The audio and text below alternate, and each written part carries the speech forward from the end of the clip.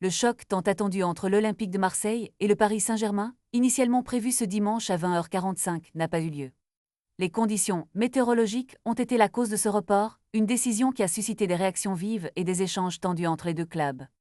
La Ligue de football professionnel, en respectant scrupuleusement son règlement, a reprogrammé la rencontre pour le lendemain, lundi à 20h. Cependant, cette décision n'a pas été acquise sans friction. Selon des informations de la radio RMC, les coulisses de cette décision étaient marquées par des tractations délicates. Le PSG, conscient de l'importance de la cérémonie du Ballon d'Or qui se tiendra lundi soir, souhaitait jouer plus tôt dans la journée, à 15h ou 17h. Cela aurait permis à l'équipe de regagner Paris après le match sans précipitation. Mais l'Olympique de Marseille a rapidement écarté cette option, arguant qu'il était inacceptable de jouer en plein jour, se souciant du bien-être de ses supporters, notamment des adultes au travail et des enfants à l'école.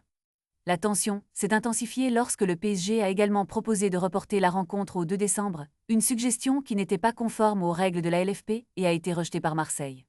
Dans cette ambiance de tension, le président du PSG, Nasser Al-Khelaifi, se retrouve face à un dilemme, privilégier la soirée de gala du Ballon d'Or ou se concentrer sur ce match crucial. Quoi qu'il en soit, le suspense autour de ce classico entre l'homme et le PSG ne fait que grandir, et les supporters attendent avec impatience de voir comment cette situation va évoluer.